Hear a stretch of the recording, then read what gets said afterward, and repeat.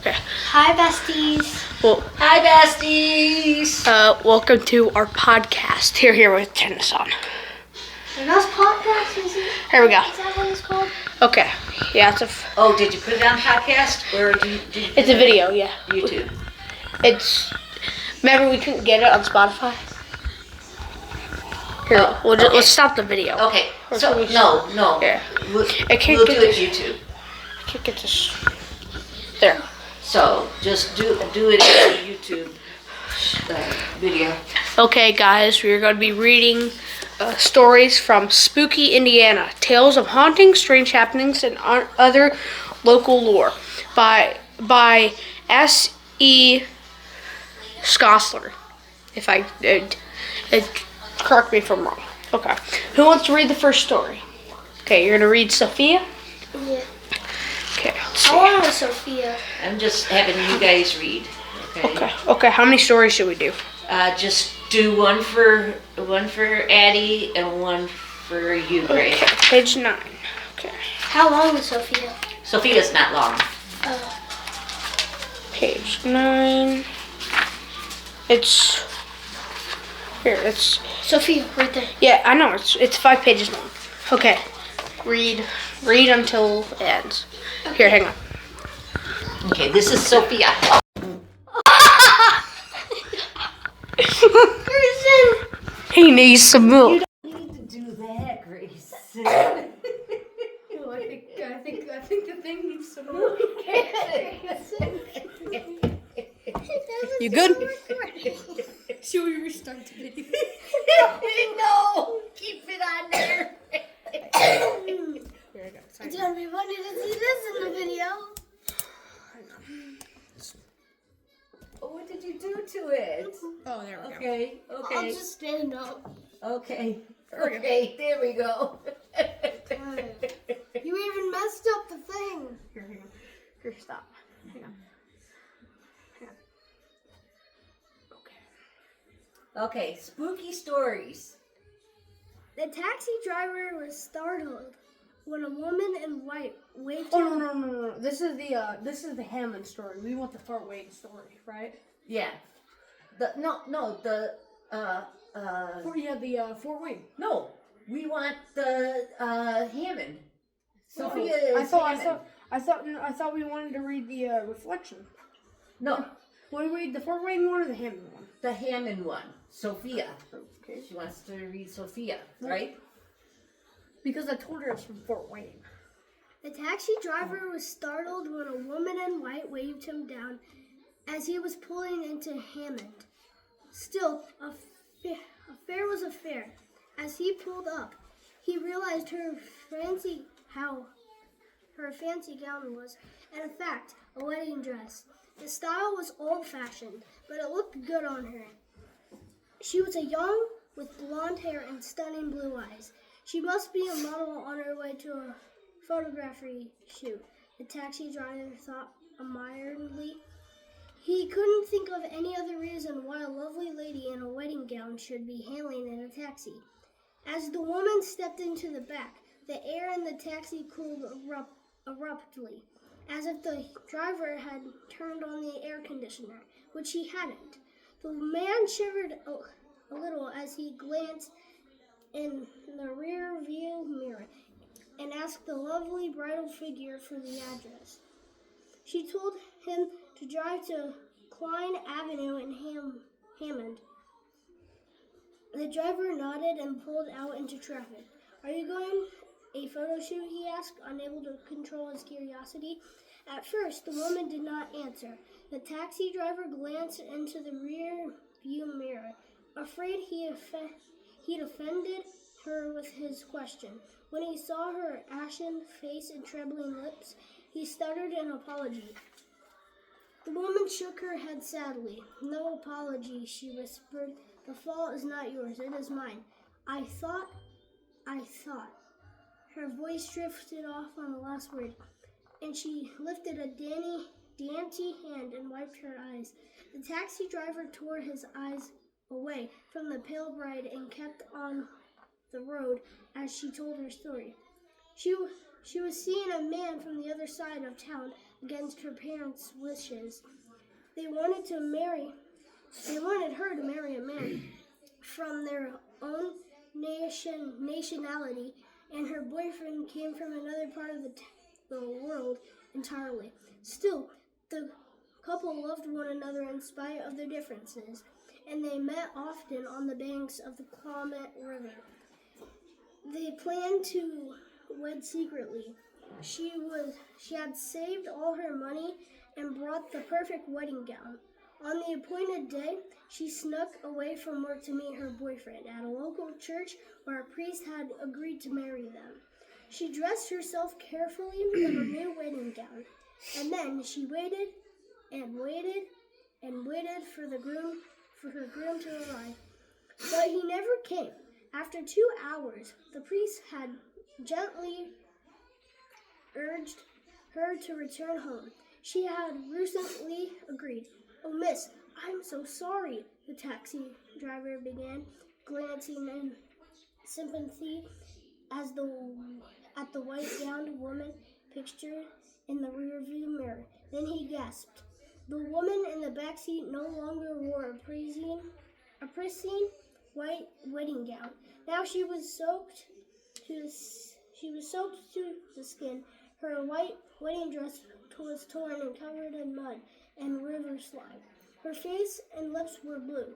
She seemed not to be breathing. A desperately honking horn brought his attention back to the road. He swerved into the next lane while his attention was on the woman in the back, nearly causing an accident. The driver fought for control of the taxi and managed to get over to the side of the road just before the bridge over the Klamath River, and he threw the taxi and parked, put on his hazard lights, and whirled around to face the woman in the rear. Back seat was empty, except for a damp patch on the back seat and the smell of river water in the air. The taxi driver clutched at his heart in shock. What? How? He fell back against the seat and took long, slow breaths, trying to calm himself. Then he put on his blinker and pulled back into traffic, wondering what the heck had just happened to him. He thought about the eerie incident the rest of the day. Finally, he told one of his friends about the incident. His buddy, who had been driving a taxi in Hammond for a long time, didn't seem surprised by the story. "Did she ask you to take her to Klin?" he asked. "How do you know?" the taxi driver asked in astonishment. "That was Sophia," his buddy said. "She's been haunting that stretch of a highway for a long time. She didn't tell you at the end of her story. The day her boyfriend left her waiting at the church, she ran outside and hailed a cab to take her home. But when they reached to the end of Klein Avenue near the bridge, she told the taxi driver to halt. Then she leaped out of the cab, face firmly down the edge of the water, and threw herself into the river before the cab driver could stop her. Her heavy skirts pulled her underwater, and she was swept away by the current. Some fishermen found her body a few days later, floating along the shore in her ruined wedding gown. The taxi driver shook his head in sorrow, remembering the tears the woman in white had shed his back seat. "Poor girl," he murmured. "Poor abandoned girl. They say her fiance was killed in a mill accident the day before the wedding. That's why he didn't show," his buddy said. "Did anyone ever tell Sophia that?" asked the taxi driver. "Maybe it would help her to rest in peace." "You do that the next time she asks you for a ride," his buddy said, half in jest. "Maybe I will,"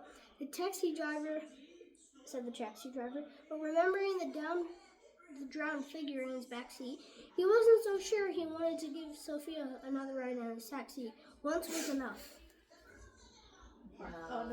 We should turn off the lights and have these lights on us. That'd be cool. It's spooky. Okay. It okay, took me then 9 minutes to read. Get your page. Get your page. And I'll tune up. I tried to say fiance, and that was the moment I stuttered. What?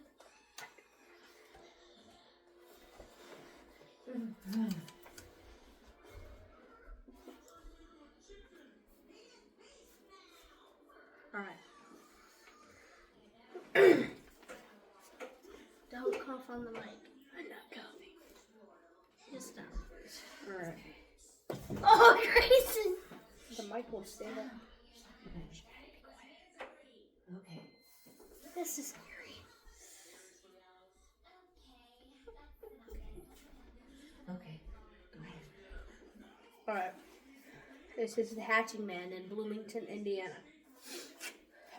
She had had one too many drinks, and her head was pounding when she got up from the bar. I need some air, she told her college roommate, who was flirting with a cute bartender.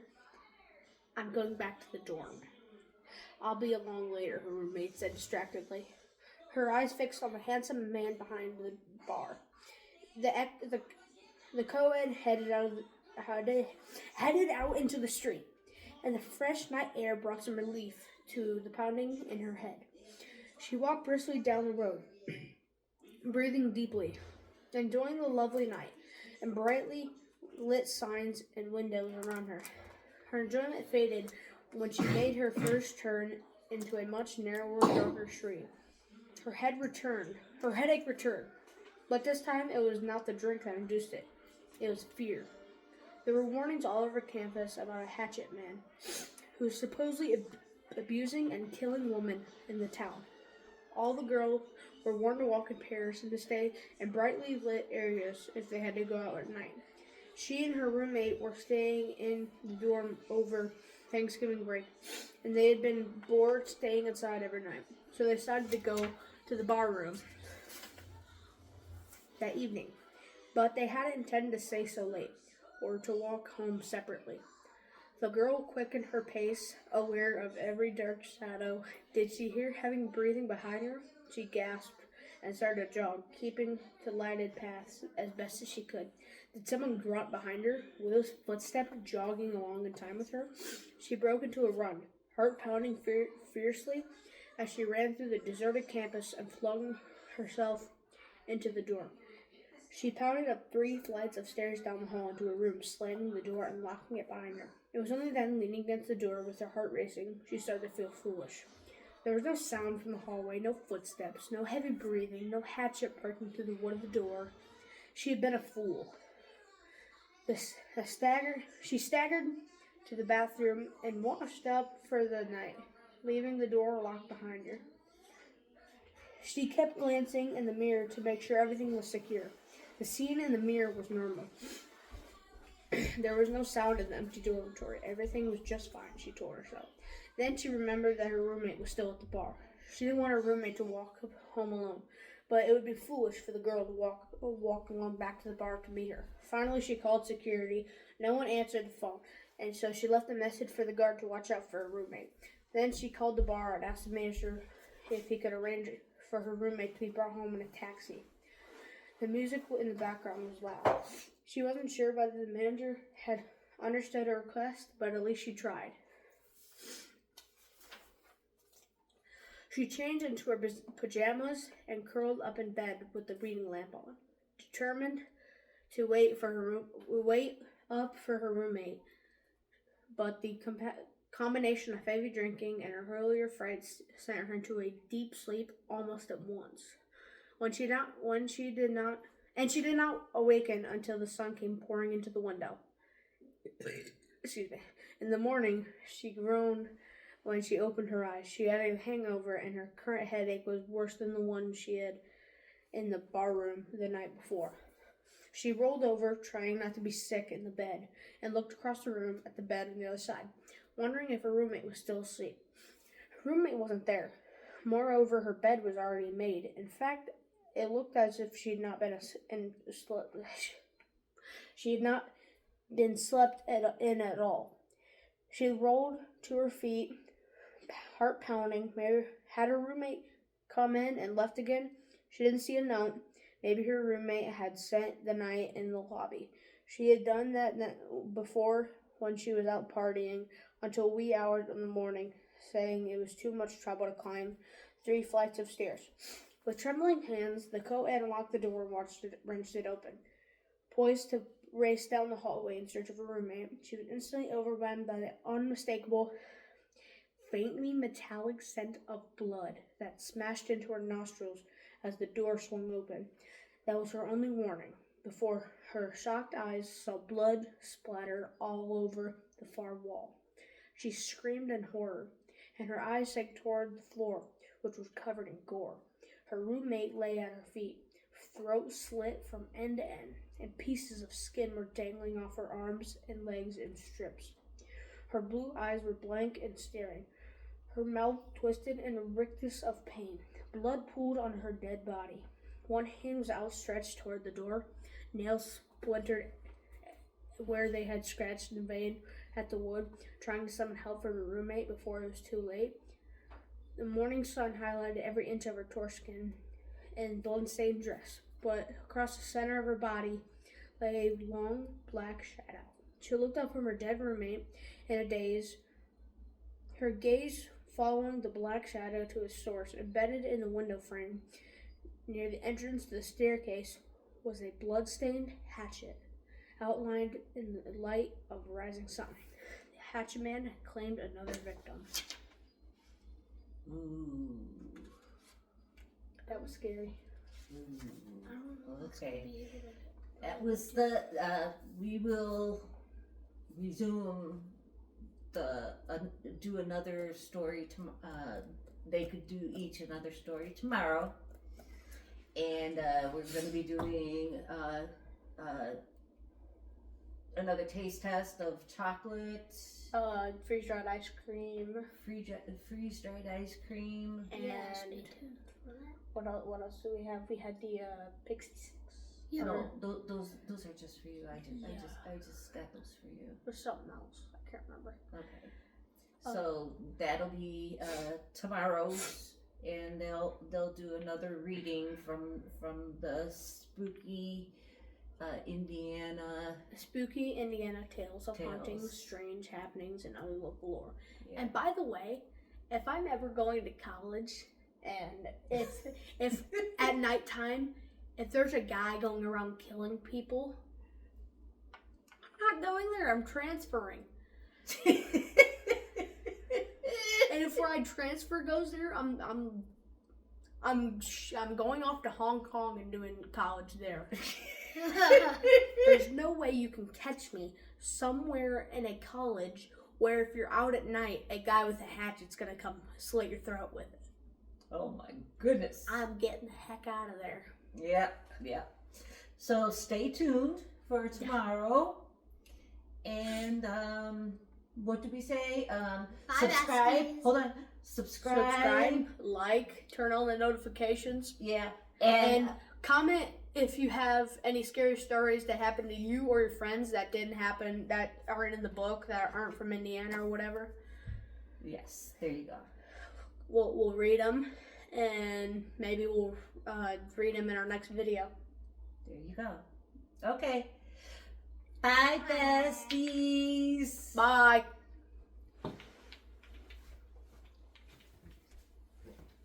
Bye-bye. Bye-bye. Bye.